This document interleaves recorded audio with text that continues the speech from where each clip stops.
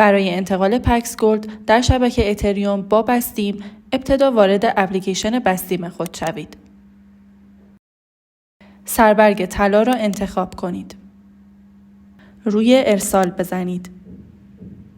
شبکه خارجی اتریوم را انتخاب کنید. سپس آدرس کیف پول مقصد را وارد کنید و یا QR کد کیف پول مقصد را اسکن کنید.